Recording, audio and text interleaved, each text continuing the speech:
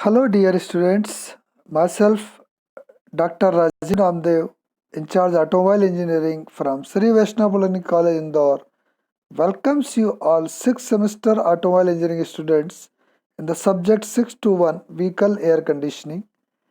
Our module is the number 1 concept of refrigeration, and today we will discuss about Bell-Coleman cycle. यहाँ पर आप एक image देख रहे हैं और ये आपको लग रहा होगा क्या बोलेंगे आप इसको, एरोप्लेन या एरोक्राफ्ट। सो एरोप्लेन वो होता है जिसमें पैसेंजर्स बैठते हैं और एयरक्राफ्ट वो होता है जिसमें प्रोडक्ट रखे जाते हैं। तो बेसिकली एक एयरक्राफ्ट है जिसमें कि आप देख रहे हैं यहाँ से एयर आ रही है और यहाँ पर ये कंप्रेस होकर के जा रही है। तो हमारा आज का जो टॉपिक है वो एयरक्राफ्ट रेफ्रिजरेशन पर ही है, जो कि बेल-कोलेमन साइकिल पर वर्क करता है। आइए, हमने लास्ट वीडियो में रिवर्स कार्नोट साइकिल के बारे में जाना था, विलोम कार्नोट चक्र, जिसमें कि PVTS डायग्राम देखे थे, उसकी प्रोसेसेस, कोफिशिएंट ऑफ परफॉर्मेंस, फार्मूले and simple numericals. Now today we will discuss about the Bell Coleman cycle. So Bell Coleman cycle we will study block, PV and TS diagram. जो रिवर्स कॉर्नर में हम PV और TS देखते थे, अभी यहाँ पर ब्लॉक डायग्राम भी देखेंगे, उसकी प्रोसेसेस, उसके एडवांटेज और डिसएडवांटेजेस। सो नाउ बेल-कोलेमन साइकिल, बेल-कोलेमन चक्र इज रिवर्स्ड ऑफ जूल और ब्रेटॉन साइकिल। जूल और ब्रेटॉन साइकिल जो कि गैस टरबाइंस में आपने देखा होगा, वहाँ पर उपयोग में जूल या ब्रेटॉन साइकिल आता है, उसका ये रिवर्स होता है। जैसे कार्नोट का रिवर्स कार्नोट होता है, उसका ये रिवर्स, जहाँ रिवर्स लग जाए उसका मतलब आप समझ लेंगे कि उसकी डायरेक्शन जो है क्लॉकवाइज होती है, लेफ्ट से क्लॉकवाइज, लेफ्ट बॉटम से, अब वो राइट बॉटम से एंटी क्लॉकवाइज होगी। उसका मतलब ये है, क्योंकि इसमें जो डायरेक्शन है हीट ओवर की वो चेंज हो जाएगी। In this cycle two isothermal processes of reverse Carnot cycle are replaced by constant pressure processes। इस चक्र में विलोम कार्नोट चक्र की दो समतापी प्रक्रमों को दो समदाबी प्रक्रमों द्वारा बदला गया है। Air is used as refrigerant in it which works in gas phase. इसमें वायु का प्रशीतक के रूप में उपयोग किया जाता है, जो कि गैस अवस्था में कार्य करती है। It can be used in aircrafts and ships to produce refrigerating effect in them। इसका उपयोग एयरक्राफ्ट एवं जहाजों में प्रशीतन प्रभाव के लिए किया जाता है। Therefore, it is also known as aircraft refrigeration। अतः इसको एयरक्राफ्ट प्रशीतन के नाम से भी जाना जाता है। तो इसके नाम देखें, Bell Coleman cycle, reverse Joule cycle या aircraft refrigeration, so they are belongs to the same category.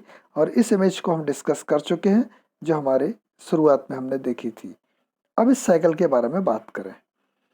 इस साइकिल में मैंने आपको मेथड्स ऑफ रेफ्रिजरेशन में बताया था कि हमको एयर को एक्सपांड करके जो है टेम्परेचर कम करना है। तो एक्सपांड करने के लिए ज़रूरी है कि पहले कंप्रेस करें। तो पहले हम कंप्रेस करते हैं 1 से 2 तक, ये हमारा कंप्रेसर है। उसके बाद चूंकि आप 1 से 2 तक देखिए, प्रोसेस का नाम क्या होगा, reversible adiabatic, right. Reversible adiabatic है या सम एंट्रोपी है या आइसो एंट्रोपिक है। P1 आपका आपने ले रखा है 27 डिग्री सेंटीग्रेड या 300 के, यहाँ पे टेम्परेचर है 300 के और प्रेशर है 1 बार, राइट। तो 1 बार और 300 के को जब आप कंप्रेसर में लेकर के जाते हैं तो पॉइंट 2 पर आपका प्रेशर तो बढ़ जाता है 5 बार, P2 बराबर P3, लेकिन उसके साथ साथ टेम्परेचर भी हो जाता है 475 के। तो इस प्रकार से आप देखते हैं प्रोसेस 1 to 2 में ये एडियाबेटिक कॉम्प्रेशन है, रुद्धोष्म संपीड़न है, जिसमें कि वर्क डन ऑन कंप्रेसर, संपीड़क पर कार्य किया जाता है। कंप्रेशन कहाँ से पता लग रहा है, 1 से 2 में आप देख रहे हैं वॉल्यूम कम हो रहा है, तो ये कंप्रेशन है। इस दौरान WC वर्क जो है सिस्टम पर किया जाता है। अब आपको चाहिए प्रेशर, क्योंकि आप इसको एक्सपांड करेंगे, लेकिन टेम्परेचर बढ़ गया 475, तो आप इसके टेम्परेचर को फिर से ओरिजिनल P1 के बराबर लाने के लिए, 300 लाने के लिए आप इसको कूलर या शीतलक के थ्रू पास करते हैं। तो 2 to 3 कूलर या शीतलक में हीट रिजेक्ट होती है और उस समय प्रोसेस का नाम होता है कांस्टेंट प्रेशर। और उस दौरान चूंकि आप हीट रिजेक्ट कर रहे हैं तो आपका टेम्परेचर 475 से 300 तक डाउन होता है। तो क्यू आर देखें प्रोसेस 2 to 3। सबसे पहले देखें हीट रिजेक्शन, क्योंकि टेम्परेचर कम हो रहा है इसलिए हीट रिजेक्शन हो रही है। कहाँ पर हो रही है? At constant pressure. आप देखिए P2 बराबर क्या है? P3। तो इस दौरान प्रेशर क्या है? P2 बराबर P3 कांस्टेंट है। और कहाँ पर हो रहा है ये? कूलर में, शीतलक में। तो यहाँ पर हम तीन चीजें देख रहे हैं। प्रोसेस का नाम 1 to 2 में क्या है? आइसोएंट्रोपिक। क्या कर रही है? कंप्रेशन। कहाँ कर रही है? कंप्रेसर में। तो एडियाबेटिक कंप्रेशन और वर्डन ऑन कंप्रेसर। जबकि प्रोसेस 2 to 3 में क्या हो रहा है? टेम्परेचर डाउन यानी हीट रिजेक्शन। हीट रिजेक्शन किस पे हो रहा है? कांस्टेंट प्रेशर पर। और कहाँ हो रहा है? कूलर में। ये देखिए हीट रिजेक्शन। तो अब आपका जो 2 के बाद 3 की कंडीशन हो रही है कि P3 5 बार है और T3 300 के है। तो अब आप इसको एक्सपांडर में जब ले जाते हैं तो यहाँ पर ये एडियाबेटिक होता है। आगे आइए देखिए हम इसी में कि 3 to 4 में एडियाबेटिक एक्सपांशन होता है। तो 3 to 4 एडियाबेटिक आइसोएंट्रोपिक आप देख रहे हैं। और यहाँ पर प्रेशर जो है चूंकि वॉल्यूम बढ़ रहा है 3 से 4 के दौरान तो ये एक्सपांशन कहलाएगा। और इस दौरान आप देखेंगे कि वर्क आपको मिलेगा एक्सपांडर से। तो work received from the expander. तो इस प्रकार से प्रोसेस 3 to 4 में WE एडियाबेटिक एक्सपांशन रुद्धोष्म प्रसार। कहाँ से? TS डायग्राम से। रुद्धोष्म प्रसार कहाँ से पता लग रहा है? PV से। और कहाँ हो रहा है ये? एक्सपांडर में। तो यहाँ पर आपको वर्क मिल रहा है। अब 4 to 1 की बात करें यहाँ से यहाँ तक, यहाँ पर हमें ठंडक मिलेगी, शीतन प्रभाव मिलेगा। इसको हम वाष्पित्र एवोपरेटर के नाम से जानते हैं। इसमें हीट एब्स्ट्रैक्ट की जाएगी। कौन करेगा? एयर। तो अब आप यहाँ पर देखें प्रोसेस 4 to 1 क्या है आपका? यहाँ से आपको नाम पता लग रहा है कि टेम्परेचर बढ़ रहा है तो हीट क्या हो रही है? एब्स्ट्रैक्ट निकाली जा रही है, ऊष्मा अवशोषित हो रही है। प्रोसेस का नाम क्या है? Constant pressure. P1 बराबर P4 है कांस्टेंट प्रेशर पर। और कहाँ से ऊष्मा निकाल रहे हैं? एवोपरेटर या वाष्पित्र से। तो इस प्रकार से ये ब्लॉक डायग्राम है जो मैंने यहाँ पर देखा है। आपको एक ही बार बनाना है क्योंकि आपकी कॉपी पर एक ही बार में चित्र बना लेंगे, उसके बाद PV डायग्राम बना लेंगे, उसकी वैल्यू बता देंगे और उसके बाद में TS डायग्राम बना लेंगे। तो अब आप COP आसानी से निकाल सकते हैं। COP क्या होता है? QA/W। लेकिन W कंप्रेसर में आप दे रहे हैं और एक्सपेंडर में मिल रहा है तो W नेट क्या हो जाएगा? WC minus WE। तो ये COP का एक सिंपल सा लॉजिकल लिखेंगे। इतना ही आपके सिलेबस में है, QA/WC माइनस WE, बस। तो इस प्रकार से अभी हमने देखा कि बेल कॉलमन साइकिल क्या है, इसके बाद उसका ब्लॉक डायग्राम, PV डायग्राम और TS डायग्राम, उसके प्रोसेसेस के नाम और COP का फार्मूला। अब हम देखते हैं इसके एडवांटेजेस क्या क्या हैं। इसमें air is used as refrigerant which is easily available at low cost. इसमें वायु का उपयोग शीतक रूप में होता है जो कि आसानी से कम कीमत में उपलब्ध है। वातावरण में वायु आपको उपलब्ध है। Refrigerant is non toxic, non flammable and non corrosive. प्रशीतक विषाक्त, ज्वलनशील एवं संक्षारक नहीं है। Charging of refrigerant is very easy.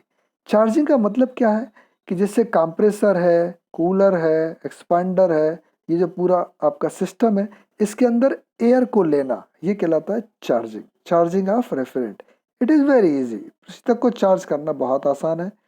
Design and construction is simple. Maintenance cost is low. तो लो मेंटेनेंस कास्ट होती है।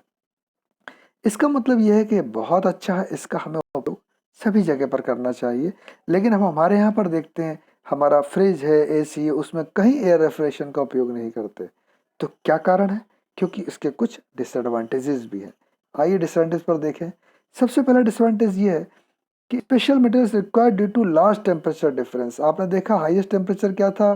T2 कितना था? 475। और T4 कितना मिल रहा है? 189, यानी 286 डिग्री का डिफरेंस एक ही साइकिल में। तो डिफरेंट मटेरियल्स और स्पेशल मटेरियल की आवश्यकता होती है। अधिक तापक्रम अंतर के कारण विशेष पदार्थों की आवश्यकता होती है। Lower COP compare to other refrigeration cycle. यदि अन्य प्रशीतन चक्र जो हम पढ़ेंगे आगे चलकर उनकी तुलना में इसका सीओपी कम होता है। रनिंग कास्ट इज हाई, परिचालन लागत अधिक होती है। अब बात हो रही परिचालन लागत अधिक, रनिंग कास्ट क्या है कि आपको एयर चाहिए और उसको कंप्रेस करना है, तो गैस को कंप्रेस करने में ज़्यादा वर्क होता है, लेकिन एयरक्राफ्ट या शिप में ऑलरेडी कंप्रेसर्स लगे होते हैं, तो वहाँ से हमको केवल एयर को ब्लीड करना होता है और उसी से हमारा ये चलता है। तो लेकिन यदि हम स्पेशली यदि इसको घरों में यूज़ करें तो वहाँ पर कंप्रेसर पर लोड बढ़ेगा और आपकी रनिंग कास्ट जो है ज़्यादा हो जाएगी। Large space per ton of refrigeration is required, यदि आपको 1 टन का दूसरा कोई प्रशीतन चक्र है और 1 टन का ये है तो इसको जगह की आवश्यकता ज़्यादा होगी। तो जैसे आज हम घरों में देखते हैं जरा जरा से कोने में या मेडिकल शॉप में आप छोटा सा फ्रिज रखा है, लेकिन वही यदि एयर रेफ्रिजरेशन वाला होता तो उसके लिए बहुत ज़्यादा जगह की ज़रूरत होती। The chance of frosting at expander is more due to moisture content in the air, चूंकि वायु है उसमें नमी होती है, उसके कारण प्रसारक में जैसे ही तापक्रम कम हो जाता है तो तुषारपात या फ्रॉस्टिंग की संभावना अधिक होती है। तो ये इसके डिसएडवांटेज है। तो इसलिए इसका जो अनुप्रयोगी एप्लीकेशन है वो लिमिटेड टू है शिप्स में या एयरक्राफ्ट में, जहां पर कि कंप्रेस्ड एयर आपको मिल जाती है ब्लीड, मतलब उसका मेन कंप्रेस्ड एयर जो है वो कहीं और यूज होती है, उसमें से छोटा सा आप ब्लीडिंग ले लेते हैं तो वहाँ पर आपकी कास्ट जो है वो कम हो जाती है। तो इस प्रकार बाकी जगह पर हम दूसरे प्रकार के प्रशीतन चक्रों का उपयोग करते हैं, क्योंकि सबसे बड़ा ड्रॉबैक जो है वो इतना बड़ा लार्ज टेम्परेचर डिफरेंस जो साइकिल के एक ही साइकिल में होना, ये हमारे लिए बहुत टिपिकल टास्क है। तो इसलिए हम दूसरे साइकिल चक्र पर जाते हैं और उसमें पहला चक्र का नाम आएगा वेपर कंप्रेशन रेफ्रिजरेशन, जो आप यूजुअली अपने घरों में देखते हैं, फ्रिज में देखते हैं, एसी में देखते हैं और वीसीआर हमारी कार में देखते हैं हम। तो हम नेक्स्ट वीडियो में उसके बारे में जानेंगे कि वीसीआर इतना पॉपुलर क्यों है। तो इस प्रकार आज की इस वीडियो में हमने बेल कॉलेमन साइकिल के बारे में जाना, उसका ब्लॉक डायग्राम, पीवी और टीएस डायग्राम, उसके प्रोसेसेस के बारे में जाना, एडवांटेजेस और डिसएडवांटेजेस के बारे में जाना। तो इस प्रकार से एग्जाम में यूजुअली जो क्वेश्चन बनता है वो ये बनता है कि explain Bell Coleman cycle with block, PV and TS diagram. Block, PV and TS के साथ वेल कॉलेमन चक्र का वर्णन कीजिए, या फिर शॉर्ट में write the advantages, disadvantage and applications of Bell Coleman cycle. Bell Coleman चक्र के लाभ, हानियां एवं अनुप्रयोग लिखिए। छोटा सा क्वेश्चन है, या एग्जाम में यूजुअली आता है। आप सजेस्टेड रीडिंग में प्रशीतन एवं वातानुकूलन करके दीपक प्रकाशन ग्वालियर की बुक्स मिल जाएंगी आपको, जिसको कि आप पढ़ सकते हैं। So this is all about this chapter, that is well Coleman cycle. Thank you very much for watching this video. Thank you.